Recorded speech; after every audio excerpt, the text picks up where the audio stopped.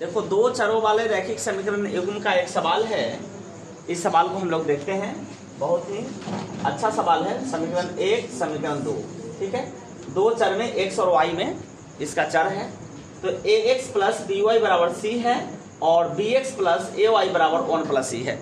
तो इसको हल करने का कितनी विधियां हैं? 4 विधियां हैं, जिसमें हम लोग सबसे आसान किसी भी विधि से या केवल इसको हल करिए, किसी विधि का उच्चारण नहीं है, तो हमको जिस विधि से भी मन करे उस विधि से हम बना सकते हैं। अगर विधि का यहाँ उच्चारण नहीं होगा तो आप जिस विधि से मन करे उस विधि से बना सकते हैं। तो यहाँ पे हम एलिमिनेशन विधि यानी विलोपन विधि से यहाँ हम लोग बनाएंगे, ठीक है। तो विलोपन विधि कहता क्या है कि सबसे पहले साइन देख लिया जाए। दोनों चर के पहले y के पहले भी प्लस है और x के पहले भी प्लस प्लस है, तो सेम साइन होता है तो घटाव होता है नहीं, यानी यहाँ पे क्या हो जाएगा? समीकरण 1 और 2 का हो जाएगा घटाव। समीकरण 1 और 2 का हो जाएगा क्या चीज? तो घटाव हो जाएगा। उसके बाद करना क्या है?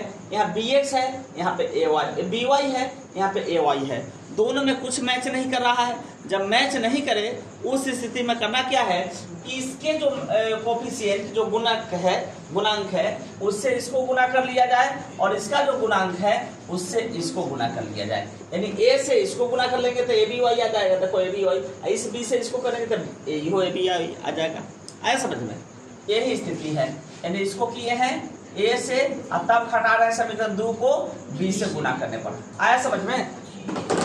एक कॉन्सेप्ट सबसे पहले क्लियर होना चाहिए। यहाँ पे अगर दिक्कत नहीं है तो फिर आगे दिक्कत नहीं होना है। अब देखो, अब इसको a से गुना करोगे तो सबको गुना करना होगा जी।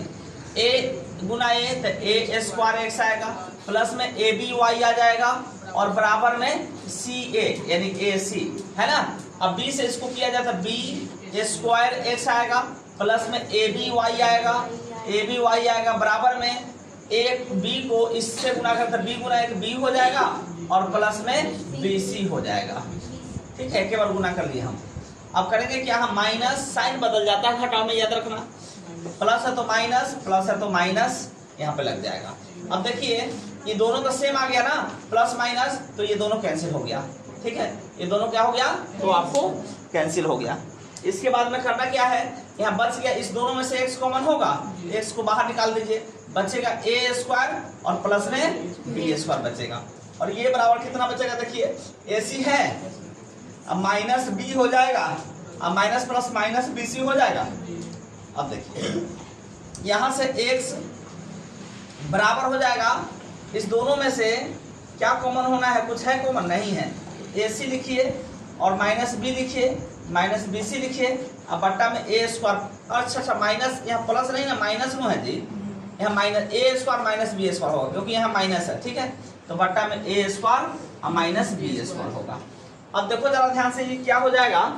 अब हम करते क्या है? x बराबर, देखिए x बराबर यहाँ पे ac और माइनस bc लिख लेते हैं पहले, ठीक है। क्यों लिख रहे हैं अभी पता चलेगा।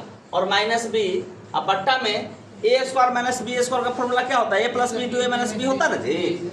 तो a प्लस बी इंटू होता है a माइनस बी। इसको इसलिए लिखे हैं कि अब इस दोनों में से c मिल रहा है कॉमन, तो c निकाल लेंगे और बचेगा a माइनस बी बचेगा कि नहीं बचेगा?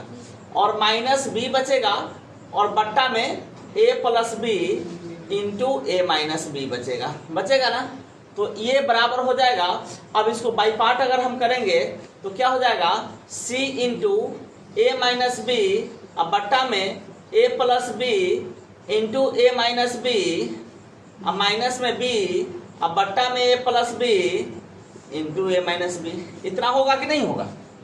अब करेंगे क्या? इसका a माइनस बी से a माइनस बी कैंसिल हो गया, तो ये बचेगा c बट्टा a plus B minus b बट्टा a square minus b square एक बार लिख देते हैं। ऐसा समझ में? ये आपको आंसर आ गया। या फिर आंसर एग्जाम में या अगर ऑब्जेक्टिव है तो उस पर डिपेंड करता है, सब्जेक्टिव है तो आप इतना तक बना सकते हैं या इतना पे भी छोड़ा जा सकता था, यहाँ पे भी मैंने छोड़ा जा सकता था, ठीक है। अब चलिए, अब हमको निकाला है किसका वैल्यू? y का। तो y का वैल्यू निकाला है तो समीकरण 1 से निकलेगा। समीकरण 1 से a के गुना में क्या डाल देंगे हम? वैल्यू x का जो वैल्यू है मान लीजिए यहीं से हम उठा के डाल देते हैं, ठीक है। तो यहाँ पे क्या है, ए सी है और माइनस बी सी है और माइनस बी है और divided by A square minus B square है और प्लस में बी वाई है और बराबर सी है ना।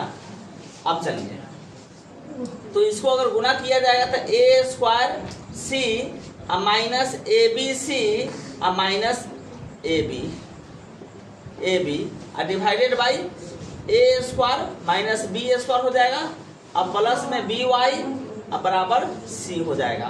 तो यहाँ से हम करेंगे क्या, बी वाई बराबर हो जाएगा क्या, सी और माइनस इस टोटल को इधर ले जाके माइनस कर देंगे, यानी ए स्क्वायर सी और माइनस ए बी सी और माइनस ए बी और divided by A square minus B square.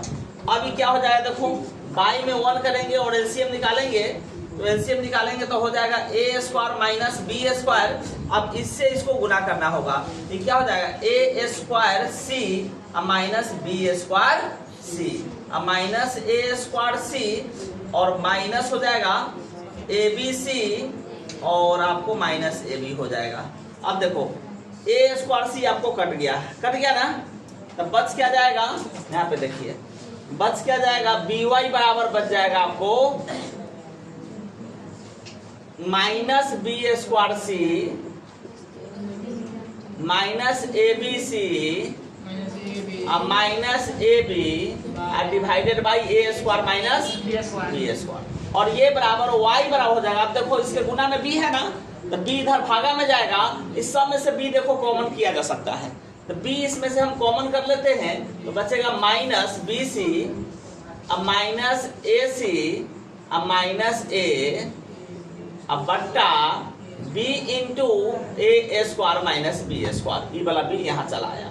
अब इस बी से बी कट गया, वाई बराबर देखिए क्या आ गया, minus B C minus A C minus A divided by A square minus B square. यही आपको वाई का वैल्यू है और एक्स का वैल्यू ये मानिए या फिर ये मानिए, ठीक है, दोनों आंसर है। चलिए, वीडियो अच्छा लगा तो लाइक शेयर कमेंट जरूर करना है। अगर जो लोग नए हों वो चैनल को सब्सक्राइब कर लें। थैंक यू, धन्यवाद।